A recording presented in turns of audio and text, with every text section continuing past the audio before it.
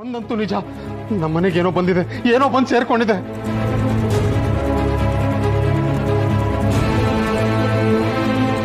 ಬಾಬಾ first ನೀರು ಕುಡೀರಿ.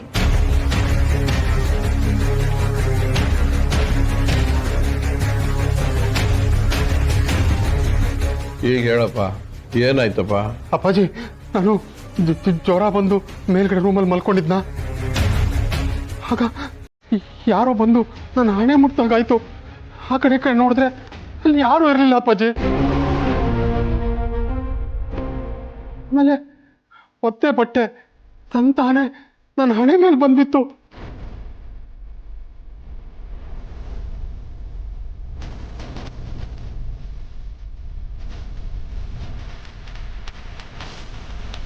ವಿಶ್ವ,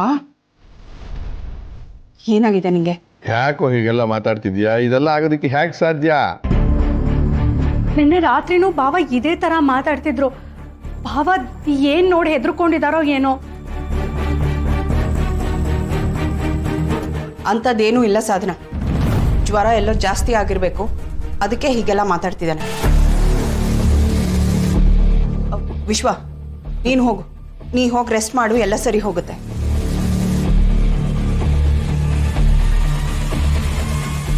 ನನ್ನ ಮಾತು ಯಾಕೆ ನಂಬ್ತಾ ಇಲ್ಲ ಭಾರ್ಗು ನೀನು? ನಿಜವಾಗ್ಲೂ ನಾನು ಹೇಳ್ತಾ ಇರೋದು. ಬೇಕಾದ್ರೆ ನೀನೇ ಹೋಗಿ ನೋಡು, ರೂಮಲ್ಲಿ ನಾನು ಬಿಸಾಕಿರೋ ಒದ್ದೆ ಬಟ್ಟೆ ಇರುತ್ತೆ, ಹೋಗಿ ನೋಡು ಭಾರ್ಗು. ಭಾರ್ಗವಿ, ಮೊದಲು ಡಾಕ್ಟರ್ ಹತ್ರ ಕರ್ಕೊಂಡು ಹೋಗಮ್ಮ. ಸರಿ ಮಾವಯ್ಯ. ವಿಶ್ವ, ನಡಿ ರೂಮ್ಗೆ. ನಾನು ಬರಲ್ಲ ಭಾರ್ಗು, ಅಲ್ಲಿ ದೆವ್ವ ಇದೆ, ಅಲ್ಲಿ ನಾನು ಬರಲ್ಲ ಅಲ್ಲಿಗೆ. ವಿಶ್ವ, ನನ್ನ ಜೊತೆ ಬಾ. ಅದು ಯಾವ ದೆವ್ವ ಇದೆ ನಾನು ನೋಡ್ತೀನಿ. ಬೇಡ ಭಾರ್ಗು, ನಡಿ.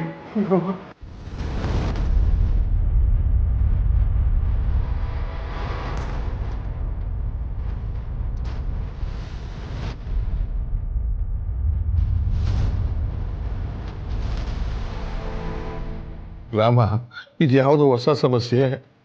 ತಾತ, ನೀವೇನು ಟೆನ್ಷನ್ ಆಗಬೇಡಿ. ರಾತ್ರಿ ಚಿಕ್ಕಪ್ಪನಿಗೆ ಯಾವುದೋ ಕೆಟ್ಟ ಕನಸು ಬಿದ್ದಿರುತ್ತೆ, ಅದೇ ಭ್ರಮೆಯಲ್ಲಿ ಈ ಥರ ಮಾತಾಡಿರ್ತಾರೆ. ತಿಂಡಿ ಮುಗಿದ ತಕ್ಷಣ ಫಸ್ಟ್ ಡಾಕ್ಟರ್ ಬರಕ್ಕೆ ಹೇಳ್ತೀನಿ. ಅದೆಲ್ಲ ನೋಡಪ್ಪ ನೀನು.